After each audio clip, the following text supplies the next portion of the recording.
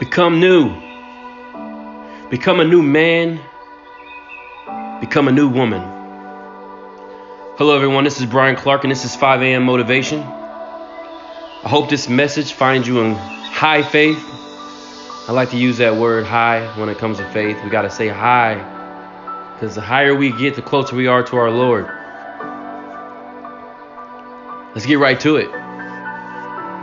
Look, it's time to turn over a new leaf. There is a new king in town and he is calling for order. The walk we've been taking, the trail or the path we've been following up to this point has been all wrong. See, your old ruler allowed you to do whatever it is you wanted to do. Your old ruler enabled you, made you believe by acting on your own behalf you were coming to age, that you had arrived to a new place. So who is this ruler I speak of? Who is responsible for our actions up to this point? I say up to this point because today is a day we say goodbye to disobedience, ladies and gentlemen. We have been dominated by the spirit of disobedience for too long, and it's keeping us from our Father. It's blinding us, not allowing us to see our blessings ahead, not allowing us to walk in our faith. Our disobedience is blocking us from the score. Well, guess what? It's a good thing you have control over that. Yes, we have control over that. Think about it. Are you ready to say goodbye to the old and hello to becoming a new man or woman? And I don't want to hear any excuses. Well, the devil's doing this to me and the devil's doing that. Nope, I don't want to hear it. I used to say the same thing, but let me tell you, I haven't seen or heard from the devil since 2017. We give the devil too much credit for our own behavior. We cannot blame the devil for the sin we can easily yield and avoid. Hear me, saints. I used to be a unit director at the Boys and Girls Club about 5 years ago. I want to tell you a story. It's one of the most gratifying things I've done in my life. Hence why I'm back speaking again. I used to be able to speak every day and give speeches and write programs for the kids in the club and Boys and Girls Club of America. You know, won a national award for Boys and Girls Club of America for writing a program for teens, being able to find their way in this world. It was a great accomplishment of mine, one that I will always remember. This position gave me access to the most wounded, our young minority youth. My club was about 80% African American, 15% Hispanic, and I would speak to them every day for 2 years, building them up for what I hoped was greatness one day. I poured my heart and soul into guiding those kids and working to give them a more clear vision for their future. So when I started there and took over, all the staff members told me about the infamous teen room. See, the teen room ran the club. My club was K through 12. I was the only club that had all age children. And it was a destination site. So that means that we weren't attached to a school. So we had to pick kids up and kids had to make their way to our location. Okay. See, the teen room ran the club. Like I said, they did whatever they wanted to do. They never participated in programming. They scared and bullied all the little kids and each other for that matter. All they wanted to do was hang out and cause problems. There were about 30 main ones that would come every day. And we all know with a group of kids, there's one main group within that group. This group was the young wannabes. They were too cool for school and made it a point not to like Mr. Brian when I first arrived.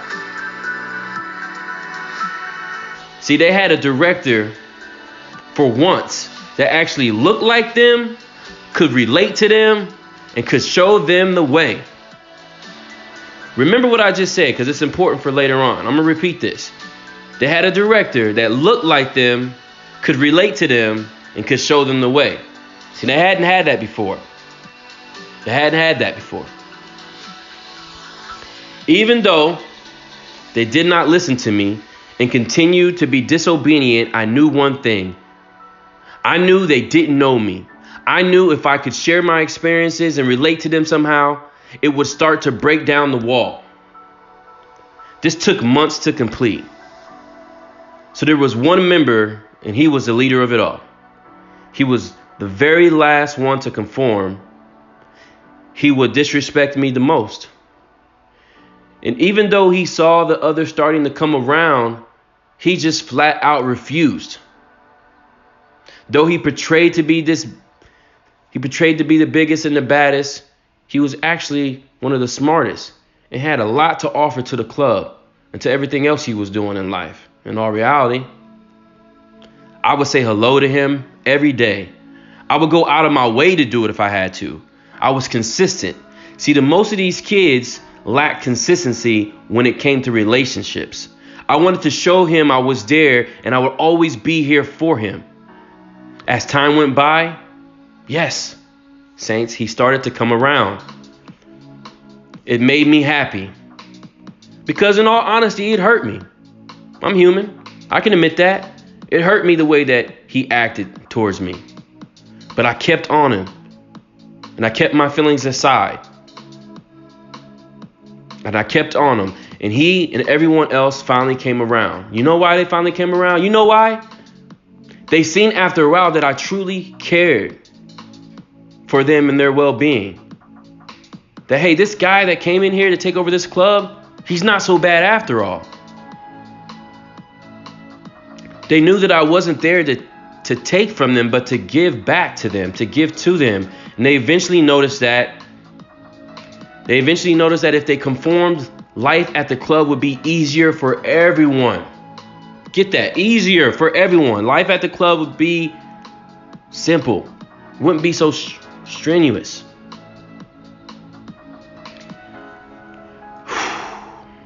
They started participating in programming. They started receiving incentives for doing the right thing. Most of the time that was extra snack. But hey, I bought the best snacks. You know what I mean? And they knew it. And they knew that if they went by my rules and they followed their steps in the task for the day, that they would be able to get that extra snack or whatever incentive I had in store for them during that week or day. I gave them free time to be themselves, to hang. They started confiding in me. Telling me their problems. You know what, guys? We were becoming a family. And they started going on field trips. A lot of them. You know, they always like to go out and be out, not always stuck in the confinement of the club all the time. So the field trips were a big deal. Now here's my point. God has the same approach to all his children. He hurts when we aren't obedient. It pains him when we make things difficult for ourselves. Just like I was sent to the club to restore order and give hope, you heard it. God sent his son who looked like us, who related to us, and who could ultimately bring us salvation and show us the way. Remember what I said earlier? Looked like us, could relate to us, and could ultimately bring salvation and show us the way. Are you seeing the dots starting to connect right here? I hope so, because God put this on my heart. Okay? He was sent to us to bring order. 5 years later from being away from that club, I'm just now seeing this and learning this. And I had to share it with you. If I could get those teens to obey, then I need to change some things in my life that aren't compatible with God's instruction for me. So let me ask you, are you ready to finally give up the old you, the ruler of oneself, and become a new man, new woman today, no excuses, and be obedient to our Father? Are you ready to have consistency with a relationship with God, who will always be there for you, to listen to your problems, to treat you as family? Are you ready to have life incentive, being able to go on all the field trips you want in his kingdom? Are you ready to have access to someone who loves you and will say hello to you every day and wait for you every day, even though you're ignoring him? Look, I'm no Jesus, but it's crazy how much similar our lives are to his.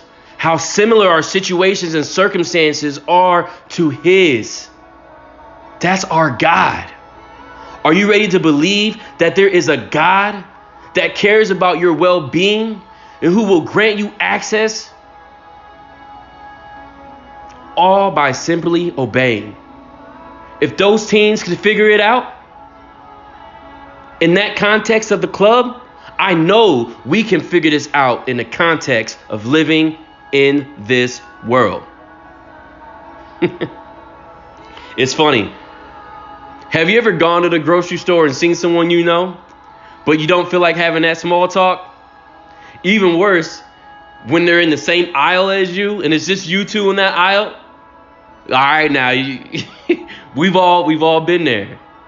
So what do? You know how you just turn your body and act like you're about to grab something grab some food off the shelf and kind of like act like you're looking for something really strong and just hoping that they don't notice that it's you, something like that. And hoping that they don't see you when you walk by. We've all done it. Let's be honest here. But for real, this is how we are when it comes to God. This is how we are when God comes walking in our lane. Like we know he's right there, but we act like we don't see him. The problem is he sees us. And we can't avoid him forever. Because one day we will be judged. And we will have to answer to him eventually. So why not submit and conform now? Why not just say hi now? And have that small conversation. I bet it will cost you less than that mac and cheese on that shelf. Look, guys, the teens conformed. I'm going to close with this. The teens conformed. And when they did, the club was full of peace and harmony. When they conformed, the club was full of peace and harmony. The club that I was running became new. Imagine a world like that. Imagine a world that became new. I'm going to leave you with that. It's enough said. I pray for all of us. God bless. Go out, have high faith, and be great. 5 a.m.